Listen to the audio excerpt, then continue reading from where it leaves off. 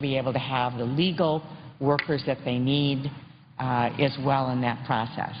This bill makes sense, and Madam President, I would urge that my colleagues support it. Thank you.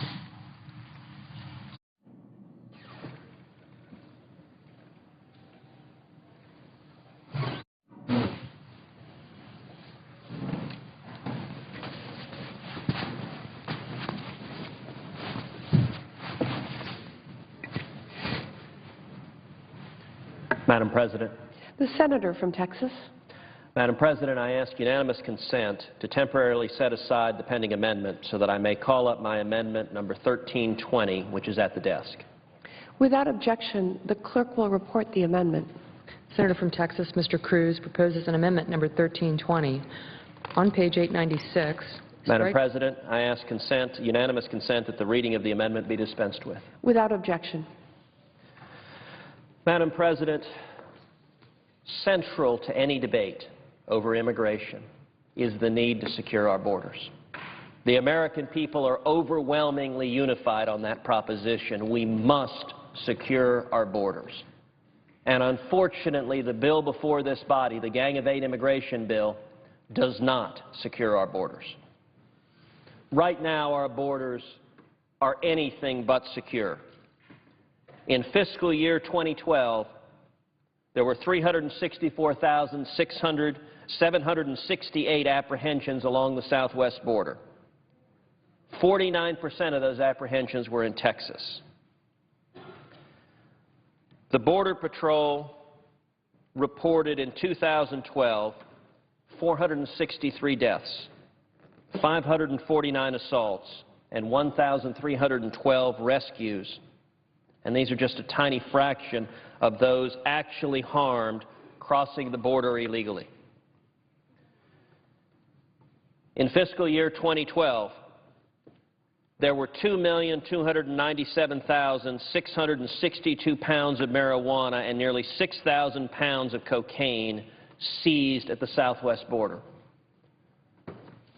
The trafficking we're seeing is not just human life, but it is also drugs that are destroying the lives of countless young people and Americans across our country. From April 2006 to March of 2013, over 9 million pounds of marijuana, cocaine, meth, and heroin have been seized just in Texas. $182 million in currency has been seized. Over 4,000 weapons have been seized. 392 cartel members have been arrested in Texas since 2007. 33 cartel-related homicides in Texas just since 2009. And there have been 78 instances where shots were fired at law enforcement officers in Texas.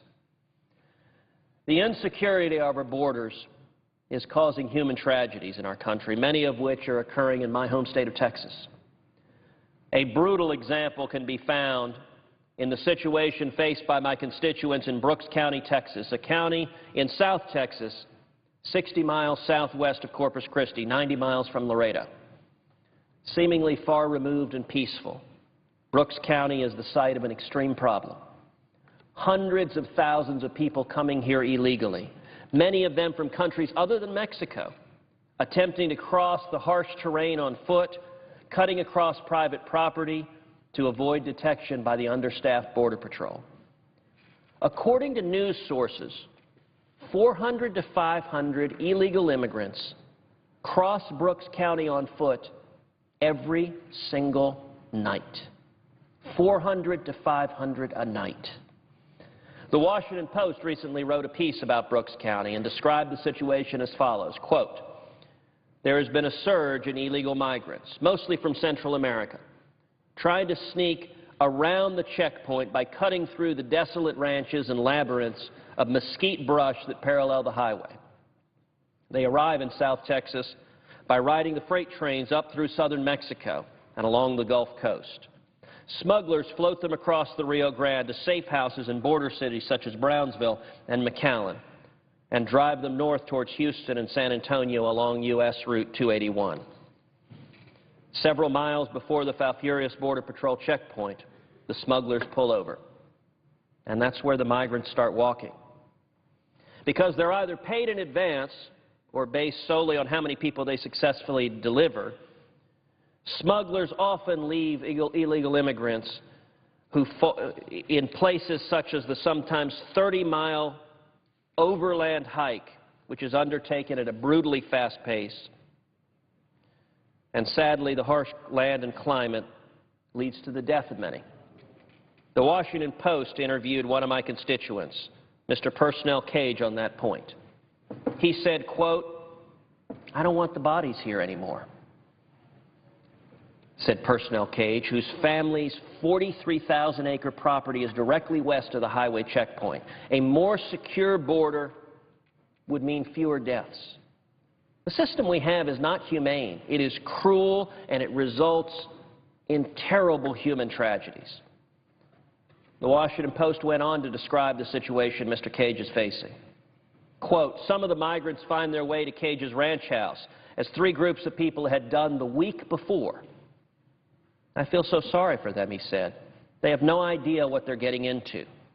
Cage has placed dozens of water faucets around his property, but a sinking feeling sets in whenever he sees a pair of sneakers laid across a path or a shirt tied to a branch near a road.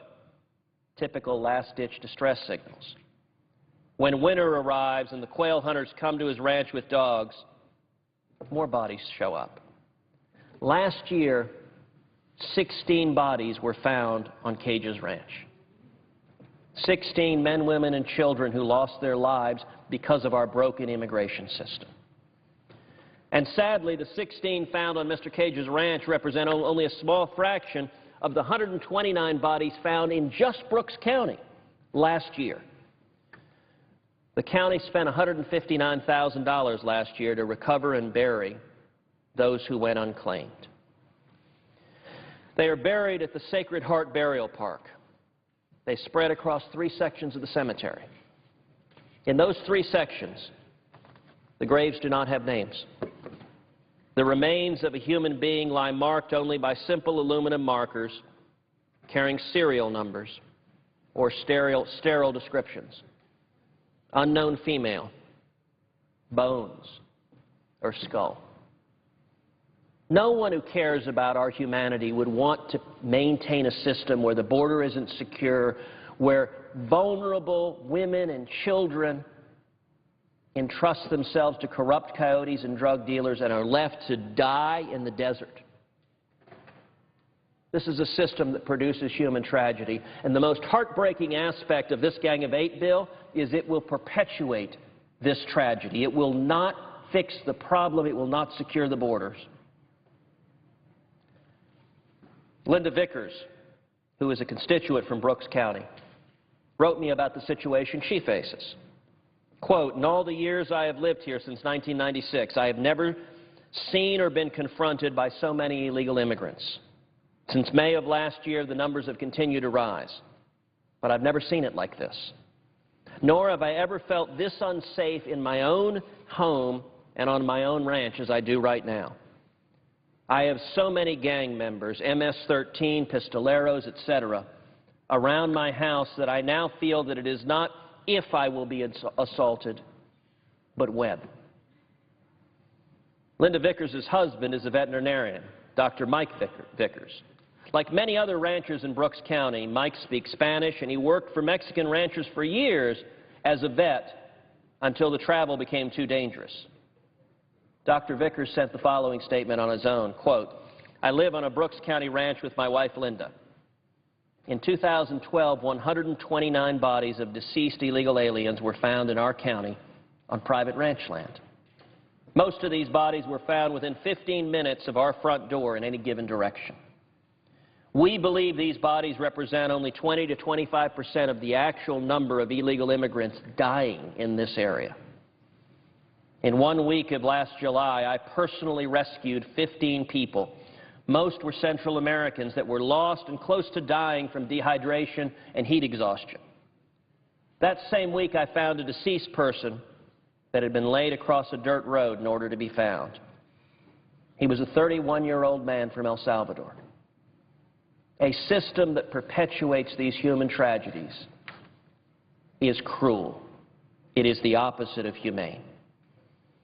And yet the bill before this Senate, the Gang of Eight bill, encourages illegal immigration now and more in the future if it's passed.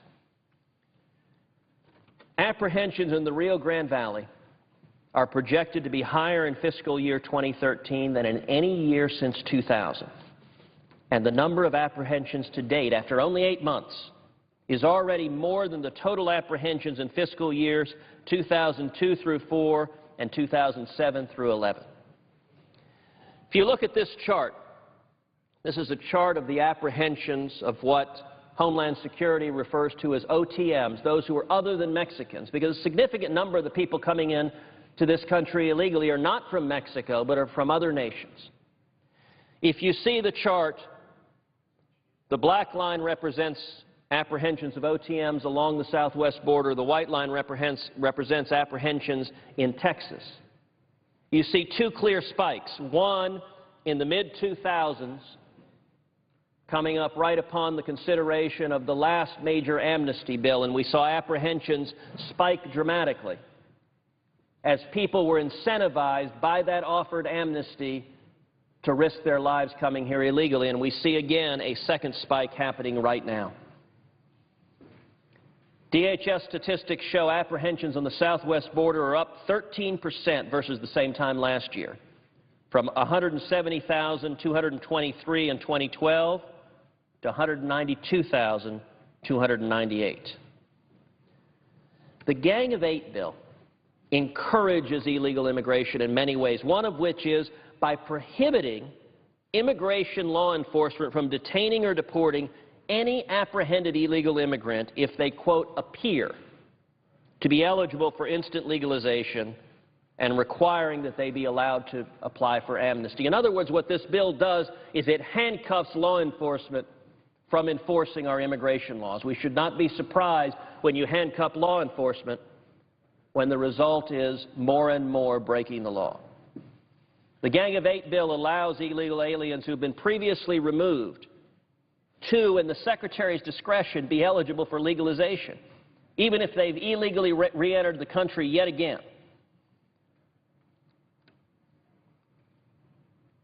And neither the Gang of Eight bill nor many of the alternative border security proposals that have been introduced do enough to meaningfully secure our borders. You know, the last time this body passed major immigration reform was 1986. In 1986, the federal government made a promise to the American people. The federal government said, we will grant amnesty to some 3 million people who are here illegally. In exchange, we will secure the borders. We will stop illegal immigration. We will fix the problem. The American people accepted that offer. What happened in 1986 was the amnesty happened, 3 million people received it, and yet the border security never did. I was struck last week when the senior senator from New York stood at his desk and said, when this bill passes, illegal immigration will be a thing of the past. It was an echo from the debate in 1986. In 1986, that same promise was made to the American people. Just grant amnesty, and illegal immigration will be a thing of the past. You know what we've learned is if legalization comes first, border security never happens. One of the major questions before this body is which should come first, legalization or border security. I can tell you the overwhelming majority of Americans, Republicans and Democrats, want border security first before any legalization. And yet the Gang of Eight bill and the alternatives before this body don't require even a single additional Border Patrol agent prior to legalization.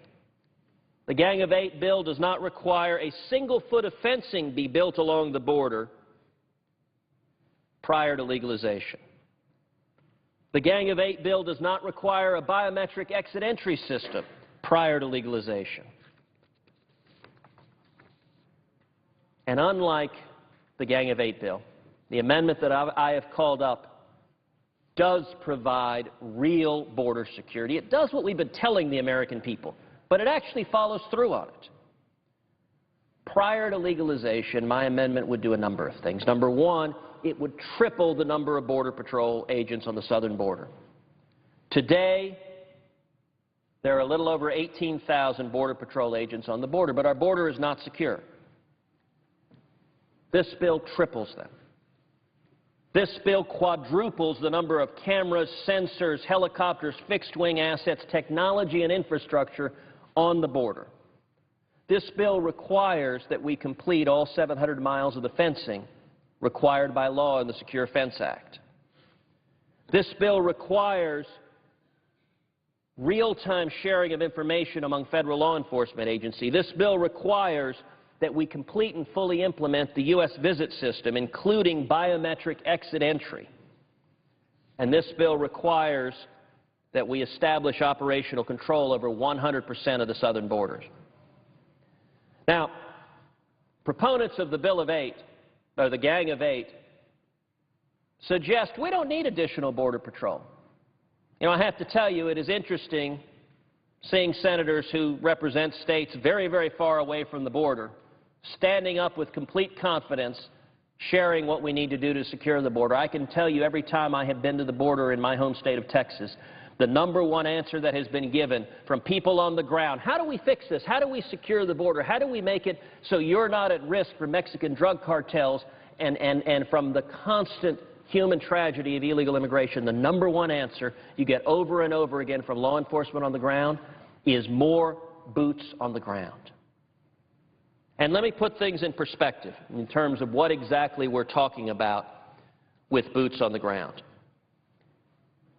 We need to have sufficient resources to secure the border. And let's take as a comparison the border versus New York City. In New York City, there are 34,500 NYPD officers. The area that those 34,000 officers are policing is 468 square miles. That's a density of about 73 officers per square mile. By contrast, the border has 18,516 Border Patrol agents, but instead of policing 468 square miles, they're policing approximately 200,000 square miles. That's a density of 0.1 agents per square mile.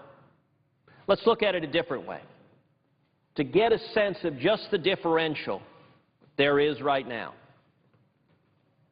In New York City, 34,500 NYPD officers is represented by this chart. It is policing 470 square miles, that little dot. By comparison, roughly half the number of Border Patrol agents are policing a square that large. And it's why law enforcement on the border say that whenever you spot those who are coming here illegally, even if you spot them, even if you find them, there's a delay of getting Border Patrol agents there to apprehend them, and by the time they're there, many of them have escaped and fled into the interior. Now, why focus on inputs? One of the reasons to focus on inputs is that this administration in particular has demonstrated a willingness to disregard the law and less than a complete fidelity to truth. Proponents of the Gang of Eight say there are provisions in this statute that require that DHS fix the problem. I'd like to put out a couple of provisions of current law. If you look right now at current law, today, current federal law requires that ports of entry shall use equipment and software to allow the biometric comparison and authentication of all travel documents. That was enacted in law in 2002. Has it happened? No. It's one of the things in the civics classes we teach our kids, that Congress passes a law, the president signs it, and suddenly it occurs. It doesn't occur if the executive doesn't implement it. And the statement of the head of the travel entry programs at CBP in 2011 was as follows, quote, "The operational cost of a biometric program at this time would be inordinately expensive, and the benefits not commensurate with the cost." So despite the fact that the statute, the words on the paper say we've got to have a biometric system, we don't. And the Obama administration's made perfectly clear they don't intend to change that. If you look at another provision of current law right now provides the DHS secretary shall, not may, not might, shall provide at least 2 layers of reinforced fencing over 700 specified miles. How much of that has happened? 36.6 miles of double-layered fencing currently standing. The statute says there shall be 700. DHS has built only 36. Words on a paper don't secure the border. A third example of current law right now that the Obama administration is disregarding. Current law provides the DH Secretary must, quote, achieve and maintain operational control over the entire border. What does DHS Secretary Janet Napolitano say? She says, look, operational control, it's an archaic term. DHS doesn't even measure it anymore, much less require it. Why? Because when they were measuring it, they discovered that it wasn't being achieved. The border wasn't secured. So rather than fix the problem, they just erased the metric that demonstrated they weren't fixing the problem.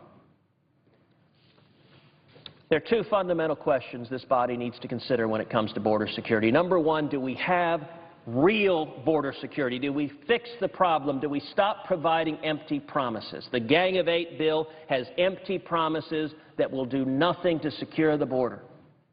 I think the American people are tired of empty promises. The amendment I have offered will put real teeth in border security, triple the number of Border Patrol officers, quadruple planes, helicopters, technology, and ensure that we fix the problem. And number two, there's a fundamental question. Which comes first, legalization or border security? The Gang of Eight bill says let's have legalization first, and then border security is a promise that will happen in the future. Madam President, we've been down that road. That was the exact same path we took in 1986. In 1986, Congress told the American people, we will grant legalization now, and on Tuesday I'll pay you the cost of a hamburger. In the future, we'll secure the border, and 3 decades later, it still hasn't happened. The only way to make it happen is to require border security first, to put the incentives in the federal government. Talk is cheap. We need to fix the problem. In closing, Madam President, I would ask you and I would ask the American people to focus on the cost, the human tragedy of our current system. In 1986, there were 3 million people here illegally. They were granted amnesty, and the federal government promised the problem would be solved. 3 decades later, the border's still not secure, and there are 11 million people here illegally. If this body passes the Gang of Eight bill, it will grant immediate legalization, and it still won't secure the border. And in another 10 or 20 years, we'll be back here. But it won't be 3 million, it won't be 11 million, it will be 20 million or 30 million people here illegally. And, Madam President, if that happens, there are going to be a lot more graves like this. A lot more little boys, little girls, a lot more men and women who will never achieve the potential they could, because our system, it is a perverse system that encourages good people who just want a better life. They want a better life for their kids. And our system, because we don't enforce the law, they risk their lives, they entrust themselves to human traffickers who assault them, who sexually violate them, who leave them to die in the desert. The American people are overwhelmingly unified that, number one, we need to secure the border.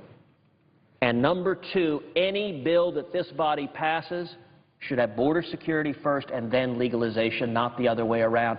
You know, there's an old saying that's popular in Texas. Fool me once, shame on you. Fool me twice, shame on me. In 1986, Congress asked the American people, trust us with legalization first and border security later, and we learned it never happened. And you know what? I don't think the American people are ready to be fooled a second time. I hope that this body will adopt the amendment I've introduced to provide real border security and to ensure that border security occurs first before legalization. Thank you, Madam President. I yield the floor. Madam President. Senator from Utah. Madam President, I ask that my remarks be as if in morning business. Without objection. Okay. Madam President, the Senate has so far this year confirmed 26 judicial nominees, including 6 appeals court nominees. The majority was right on cue, complaining about what they still insist is unprecedented: confirmation obstruction, and threatening to fundamentally change the confirmation process itself. The late Senator from New York, Daniel Patrick Moynihan, once said that you are entitled to your own opinion but not to your own facts. So let's look at the real confirmation facts. The Senate confirmed a higher percentage of President Obama's first-term appeals court nominees and did so faster than it had for President Bush. The 111 judges confirmed in the previous Congress was the highest total in more than 20 years. Now, we are at the beginning of President Obama's second term. The Senate is on a faster second-term confirmation pace than under any president in American history. And by the way, we have already confirmed more judges as the Democratic majority allowed to be confirmed in all of 2005, the first year of President Bush's second term. I was chairman of the Judiciary Committee, and we moved those judges through when there were Democrat presidents, and we're moving them through with this Democrat president. Or we can look specifically at nominees to the U.S. Court of Appeals. The 6 appeals court nominees already confirmed this year are more than 60% above the average annual confirmation pace during the entire time that I've been in the Senate. I've only been here 37 years, but this is 60% above the average annual confirmation pace during the entire time I've been in the U.S. Senate. In fact, the Senate confirmed more appeals court nominees by this time in only 8 of those 37 years that I've been here. Despite those confirmation facts, the majority wants the public to believe that legions of judicial nominees are piling up, waiting to be confirmed, and that the only thing holding back this confirmation flood is Republican obstruction in general and Republican filibusters in particular. Democratic senators claim that there have been hundreds of filibusters. In January 2011, they claimed that there had been 275 filibusters in the previous 4 years alone.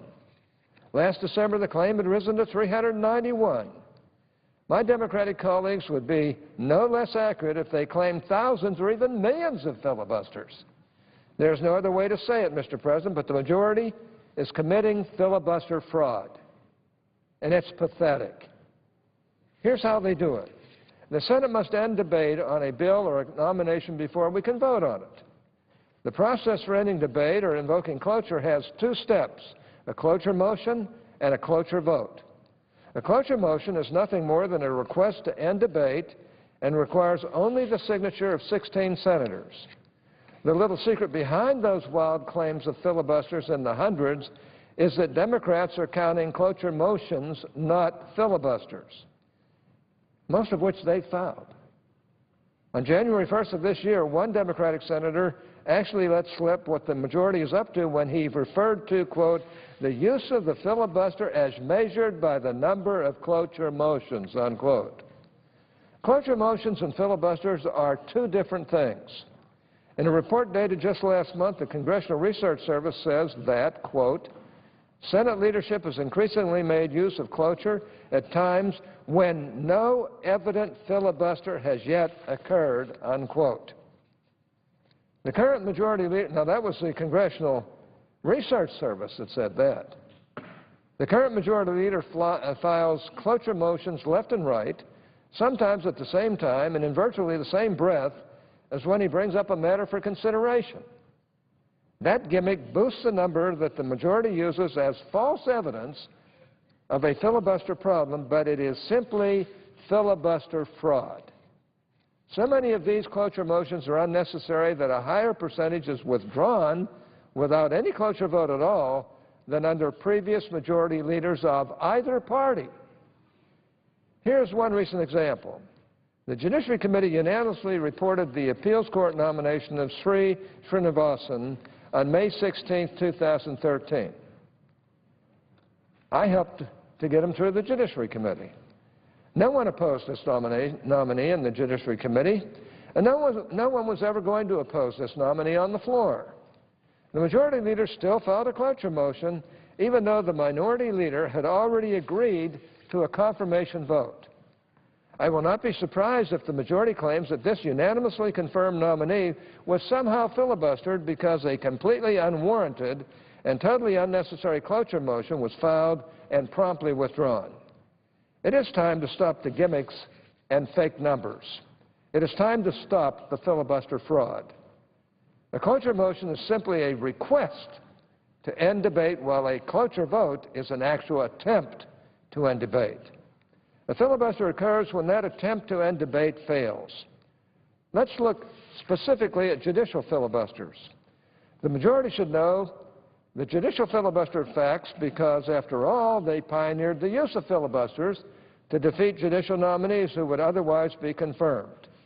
Let me just refer to this chart right here. The Democrats are the large red line, and the Republicans are the smaller one. The Senate has taken a total of 51 cloture votes on 36 different judicial nominations since the first one in 1968. Remember that a vote against cloture is a vote for a filibuster. As this chart shows, 79% of all votes by senators for judicial filibusters in American history have been cast by Democrats.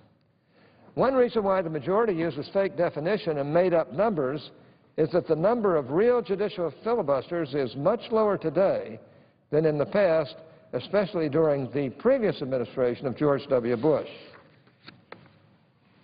Here's another chart. The red line is votes taken. The green line are the votes that failed. The large lines on the left are during the time of George W. Bush, and the short lines are during the time of Obama. At this point, under President Bush, the Senate had taken 24 cloture votes on judicial nominees, and 20 of them had failed. In other words, there had been 20 judicial filibusters by Democrats. Not cloture motions, but actual filibusters that prevented confirmation votes. But under President Obama, the Senate has taken only 9 cloture votes on judicial nominees, and only 4 of those have failed. There have been only 4 judicial filibusters since President Obama took office.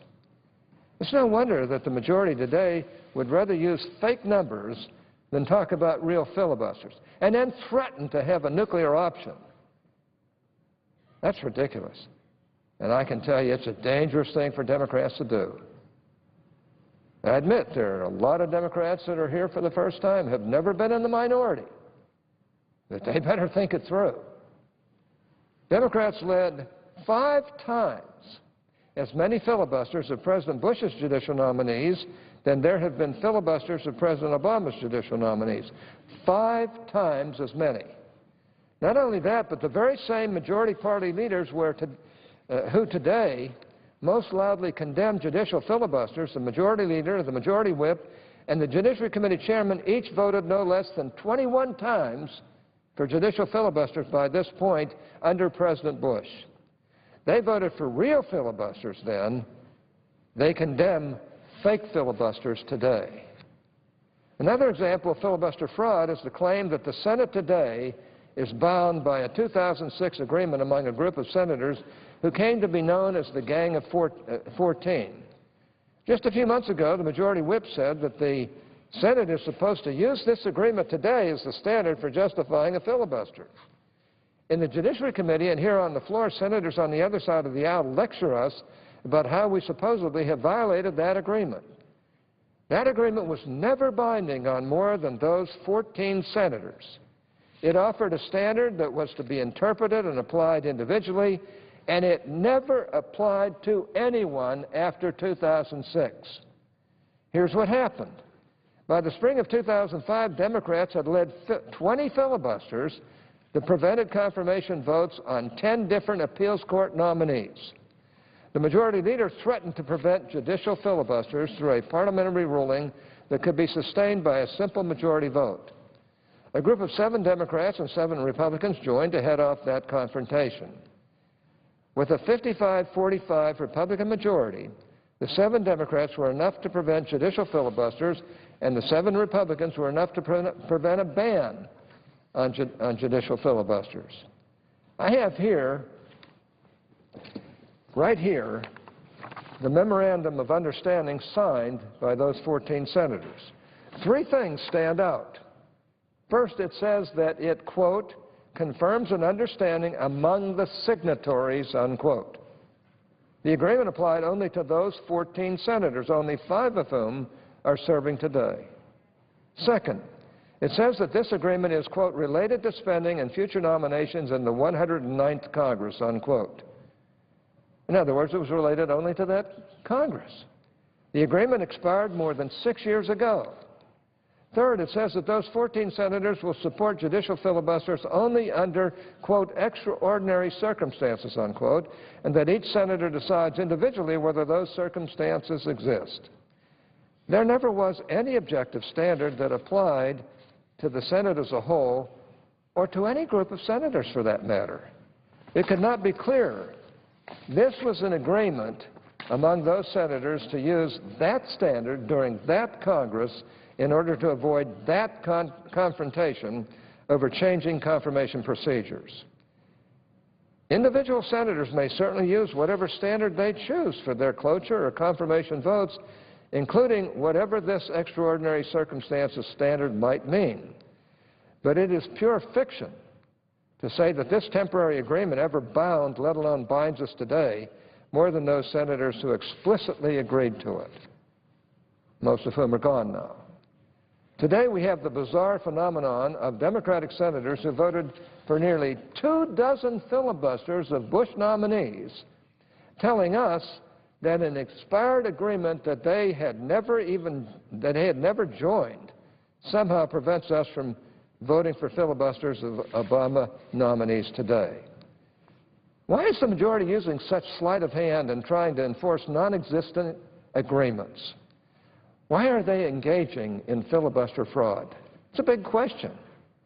One possibility is that the majority wants to cover up the fact that President Obama has consistently lagged behind his predecessors in making judicial nominations. Consistently lagged behind. The Senate, after all, cannot confirm nominations that do not exist. Now, the administrative office of the courts tracks pending nominees for current judicial vacancies. You can see here the record based on that data. The first one is President Clinton on the left, then George W. Bush, then Obama, and then today. And as you can see, Obama's way below Clinton and Bush. You can see here the record based on that data. That's the data of the Administrative Office of the U.S. Courts. The Senate had pending nominations for an average of 41% of current vacancies under President Clinton, 53% under President Bush, but only 35% under President Obama. And today it is even lower at only 33%. During his first term, President Obama was more than 30% behind President Bush's nominations pace, but ended up only 10% behind in total confirmations. That hardly looks like a partisan obstruction to me. Not all vacancies, of course, are created equal. Some are more pressing than others. President Obama recently sent to the Senate nominees for the 3 remaining vacancies on the U.S. Court of Appeals for the D.C. Circuit. And the majority is demanding, the Democrats over here are demanding swift confirmation. By the Democrats' own standards, however, these nominees should not even be considered. In 2006, Judiciary Committee Democrats wrote then-Chairman Arlen Specter to oppose considering a D.C. Circuit nominee. That letter, which I have here,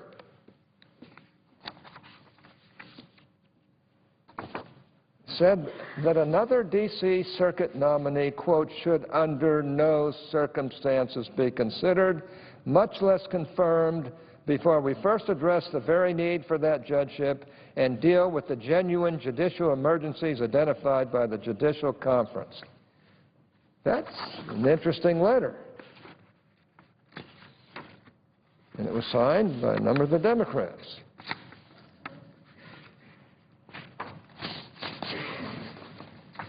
I ask that both of these documents be placed in the record. Without the objection. appropriate places. Without objection. My Democratic colleagues had two criteria for filling a D.C. Circuit vacancy. The need for the judgeship to be filled had to be established, and particularly pressing vacancies elsewhere had to be addressed. Let's apply those Democratic criteria to these new D.C. Circuit nominees. The first Democratic standard is that there must clearly be a need for the particular judgeship to be filled. In 2006, Democrats offered specific criteria, including the total number of appeals filed. Now, as you can see here, based on the most recent data from the Judiciary's Administrative Office, the number of appeals filed, shown here in green, has been below the 2006 level every year since, and far below the average of all circuits across the country, shown here in red. As you can see, the appeals filed for the year ending, the green happens to be the D.C. Circuit, and the red happens to be the circuit average. Another Democratic benchmark is the number of appeals resolved on the merits per active judge. Based on the same data from the Judiciary's Administrative Office, even with a lower number of active judges, this benchmark has risen a mere 4% from 2006. Whether you look at new cases or completed cases, judges on the D.C. Circuit handle about 40% fewer cases than judges on the next busiest circuit. Based on these Democratic benchmarks, these D.C. Circuit vacancies do not need to be filled. There's hypocrisy here.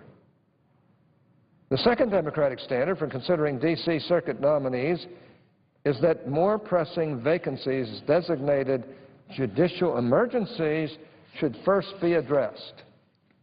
Vacancies get that label the older they are and the heavier a court's caseload. Now here we have again judicial emergency vacancies and nominees. The red is judicial emergencies, the green happens to be judicial nominees. As you can see, judicial emergencies are off the charts in this administration. And yet he's going to put 3 people on the D.C. Circuit that doesn't need them, where they're not justified, in spite of the comments of our Democratic friends back in 2006 and thereafter? Give me a break. The contrast between 2006 and today is really dramatic. When Democrats in July 2006 rejected consideration of a single D.C. Circuit nominee, President Bush had made nominations for 12 of the 20 existing judicial emergencies. Now, when Democrats demand consideration of not 1 but 3 D.C. Circuit nominees, President Obama has sent us nominees for only 8 of the 30 judicial emergencies that exist today. So the D.C. Circuit's caseload is down, while judicial emergencies without nominees are up. I'm not accusing my colleagues in the majority of flip-flopping because their party controls the White House, but it seems to me that their own criteria clearly compel the conclusion that these new D.C. Circuit nominees should not be considered at this time. The second reason for the majority's filibuster fraud is that they want to manufacture some justification, even if they have to make it up out of thin air, for eliminating judicial filibusters. They want to do today exactly what the Gang of 14 prevented in 2006, but with far less justification. And I don't think there was much justification then either, but far less today. The minority leader, Senator McConnell, has daily reminded us of the majority leader's explicit promise not to pursue changing confirmation procedures except through the steps provided for in our standing rules. In addition, if we look at the facts rather than the fiction, there is no conceivable reason to pursue such a change by any means. There have been far fewer judicial filibusters today, 1/5 as many, than during the Bush administration. There is less justification to change confirmation procedures today than there was when Democrats opposed doing so in 2006. Let me summarize this journey through the real world of judicial confirmations. There is a very real, very serious debate about the kind of judges America needs on the federal bench. The process of considering President Obama's judicial nominees, however, is being conducted reasonably and fairly. The majority apparently will do anything, even engaging in filibuster fraud, to avoid admitting the facts while hoping that no one will be the wiser. The truth is that filibusters are down, not up, and that there have been far fewer judicial filibusters of Obama nominees than there were of Bush nominees. The D.C. Circuit's caseload is down, while the number of judicial emergencies without nominees is up. There is a better course than provoking unnecessary confrontations by nominees to positions that should not even exist, or by threatening to change confirmation procedures that should not be changed. The majority should abandon their strategy of filibuster fraud and prioritize filling the most pressing vacancies. All I can say is that it's time to be real about these things and quit playing politics with the judges in this country. I think I have a reputation that allows me to speak on these matters because I've worked so hard to try and fill the judicial vacancies throughout the years that I've served on the Judiciary Committee, 37 years now. And I believe in the federal judges in this country and in the federal judiciary. And I believe we ought to pick the highest quality people and not worry so much about their ideology as we do about doing justice for the American people under the law. That, to me, is what we should be concentrating on instead of political advantage for critical ways. Madam President, I suggest the absence of quorum. The clerk will call the roll. Mr. Alexander.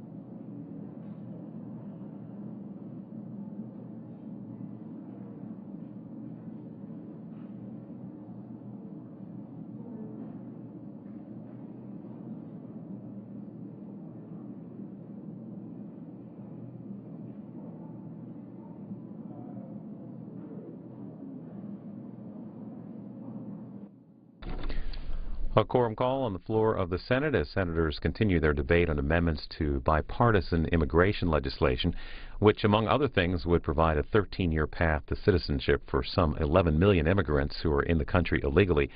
The Congressional Budget Office has scored the bill and is determined that the immigration bill will reduce the nation's deficit by $197 billion over 10 years and nearly $1 trillion over a 20-year period. More debate on immigration expected in the Senate today. And as we await further debate, live now to the National Press Club as Associated Press President and CEO Gary Pruitt is discussing the Justice Department seizure of the news agency's phone records. On to our Press Freedom Committee, and Kathy Kiley, Managing Editor with the Sunlight Foundation.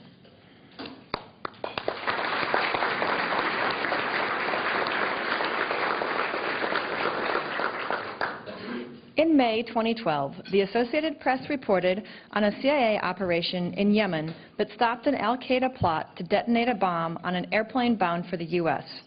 A year later, in May 2013, the Justice Department notified the AP that it had secretly obtained phone records for work, home, and cell phone numbers of some individual AP reporters, as well as for bureaus in New York, Washington, and Hartford, Connecticut, and the House of Representatives Press Gallery.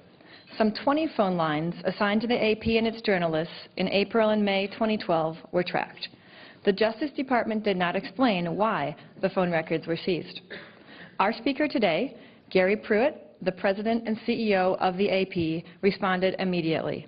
He wrote to Attorney General Eric Holder, calling the seizure a, quote, massive and unprecedented intrusion, unquote, into the news-gathering activities of the AP.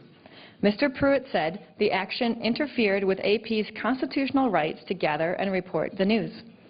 Mr. Pruitt speaks not only as the head of one of the world's largest news-gathering organizations, but also as a First Amendment lawyer. His career as a freedom of speech lawyer led him to a position as general counsel for the McClatchy Company, the third largest newspaper company in the U.S. 6 years later, he took a leadership position at the Sacramento Bee, became publisher of the Fresno Bee the following year, and by 1994 embarked on a series of corporate leadership positions at McClatchy. He served as McClatchy's CEO from 1996 until he became the head of the AP last year. The AP is a not-for-profit cooperative owned by its member newspapers with about 3,700 employees in more than 300 locations worldwide. More than half the world's population sees news reported by the AP on any given day. When he took the helm at the AP, Mr. Pruitt probably thought his biggest challenge would be the transformation in broadcast, digital, and international markets. Today, his concern is far more fundamental. He says the seizure is having a chilling effect on news gathering itself, and if journalists are restricted in their ability to report the news, people will know only what the government wants them to know. Please join me in giving a warm National Press Club welcome to the CEO of the Associated Press, Mr. Gary Pruitt.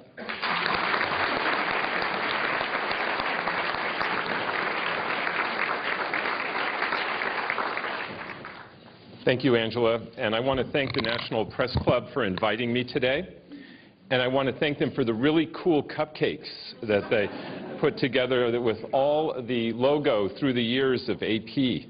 I think it's really artfully done and deliciously done. And for those of you who don't want your cupcake, bring it over to the AP table. We'll bring it back to the Washington Bureau, because like any good newsroom, they will devour those cupcakes. So. And I'm sorry for those of you watching online on C-SPAN that you're not going to get those cupcakes.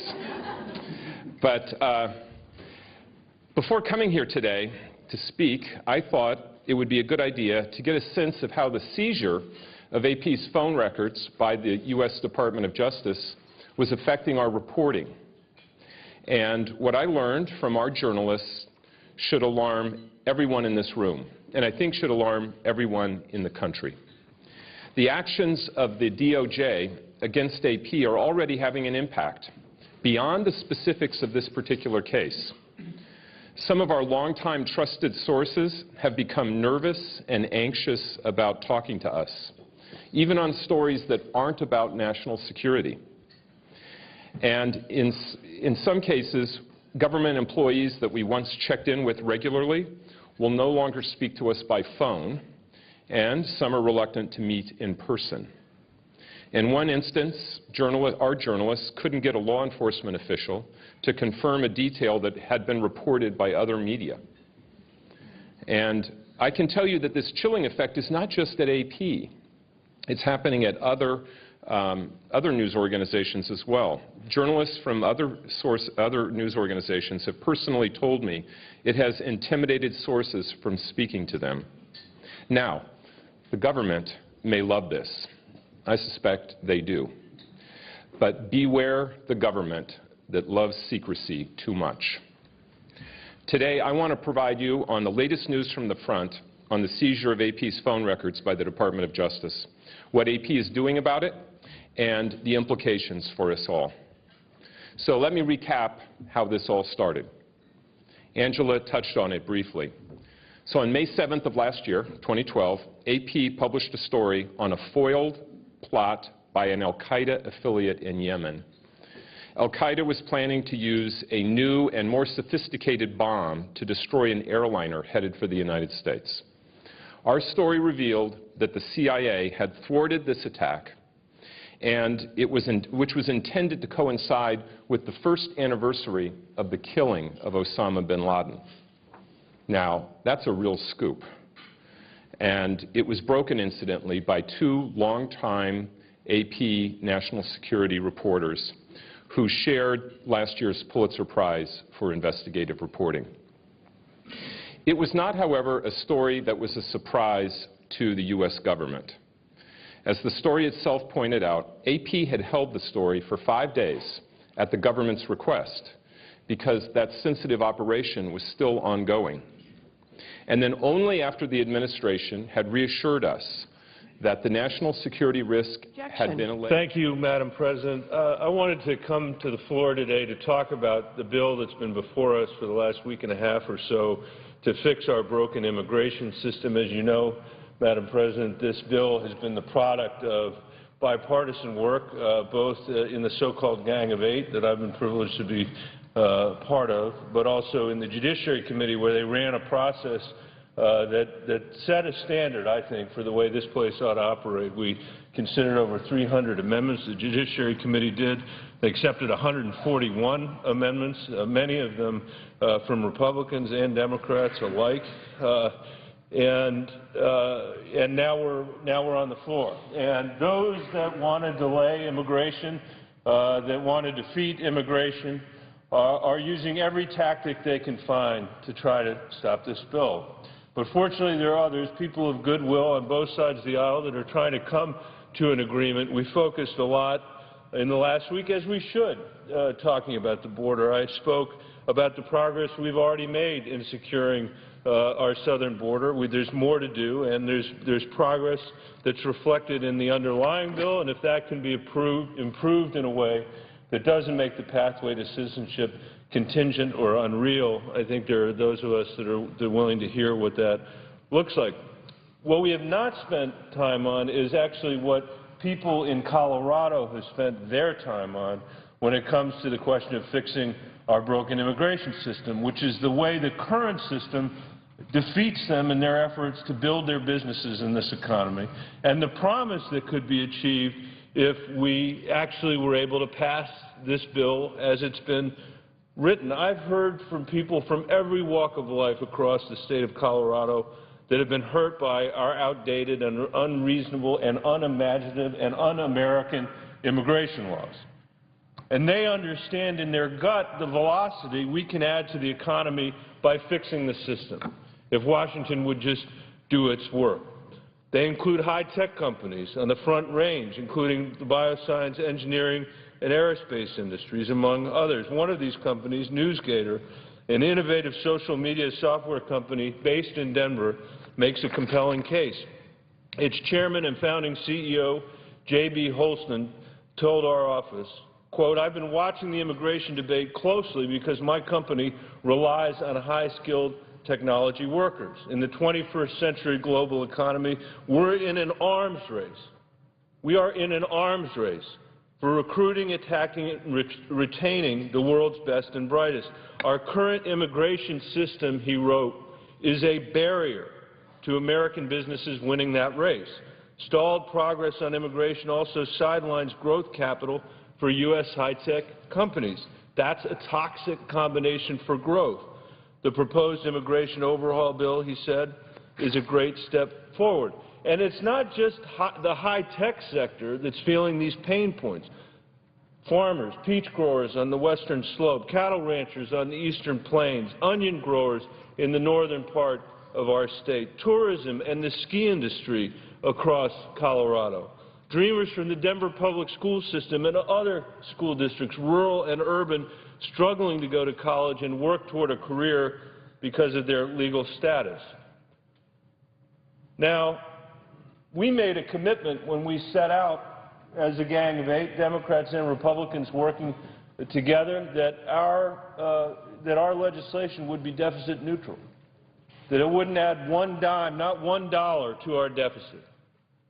That was an important principle for the members of this group because, as you know, Madam President, we face significant deficits and significant national debt. Well, yesterday, the nonpartisan Congressional Budget Office not only affirmed the stories that I'm hearing from my tech community and my agricultural community, from businesses all across the state about economic growth, it also had some incredible news with respect to our deficit.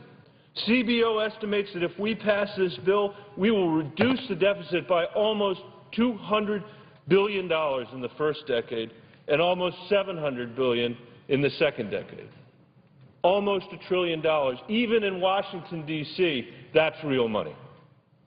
Almost $1 trillion of deficit reduction over the next 2 decades as a consequence of this bill. So let's break down what the CBO is saying. This bill will increase employment and jobs in the country. More workers will come here. More people will build businesses here. They'll consume more and invest more. This will spur economic growth. These are not my opinions. These are not the opinions of the Gang of 8, although we share these opinions. These are the opinions of the nonpartisan Congressional Budget Office when they read this bill. Our bill also allows millions of Americans who are currently undocumented to step out of the shadows of a cash economy and start contributing more to our economy and earning more. And when you crunch the numbers based on the Congressional Budget Office's score, this bill will significantly increase our gross domestic product, adjusted for inflation, and reduce deficits. The CBO found that projected deficits will decline significantly over the next decade as a consequence of this legislation. Every year from 2015 on, they expect deficits to go down, and it's going to end up, as I said earlier, saving us $197 billion between now and 2023. And it turns out that based on this estimate, we'll only begin to see the benefits of this bill in the first decade. The economic benefits of this bill actually accelerate in the second decade. From 2024 to 2023, the bill would reduce deficits by $690 billion. I realize we've gotten in the habit around this place of thinking in 30-day increments or in 60-day increments. It's driving folks at home crazy. This is a chance for us to reset for the 21st century, and the CBO has done the math. And what that math tells you, despite what other people have said, who don't want to have immigration reform for whatever reason, who claim that this was going to drive our deficits through the roof, that math tells us we have a total of $887 billion in deficit reduction over the next 20 years. And here's a surprising fact that's buried in the Congressional Budget Office's report. Those deficit reduction estimates are actually conservative. CBO is only counting the most obvious savings in their estimate. It's not including other more indirect economic benefits like increased productivity that will likely yield additional savings. Here's what CBO actually says in its report. This is a direct quote. According to CBO's central estimates, within a range that reflects the uncertainty about 2 key economic relationships in CBO's analysis, the economic impacts not included in the cost estimate would have no further net effect on budget deficits over the 2014 to 23 period and would further reduce deficits relative to the effects reported in the cost estimate by about $300 billion over the 2024-2033 period. Let me put that another way, Madam President. The CBO is saying that this bill could actually, when you factor in the economic effects, reduce deficits by $300 billion more in the second decade than it actually projects in the cost estimates. One way or another, we're either just below or just above $1 trillion, and that is real money, particularly in light of the sequester, the law that we had written to be so terrible and so ugly that it would never, ever go into effect, that now is the law of the land. What a more constructive way to get $1 trillion in savings than a bunch of automatic across-the-board cuts. In fact, the prominent conservative economist Doug Holtz-Eakin said a few months ago that he thought using a dynamic scoring model that the immigration bill could reduce deficits by even more, shaving as much as $2.7 trillion off our deficits. So until yesterday, we hadn't heard what this nonpartisan group, the Congressional Budget Office, had to say about this immigration bill, but it supports what we've already heard from businesses at home, our industry leaders across the country, and economists, no matter what political stripe they are, that fixing our immigration system is going to help strengthen our economy. And we know it will secure our borders.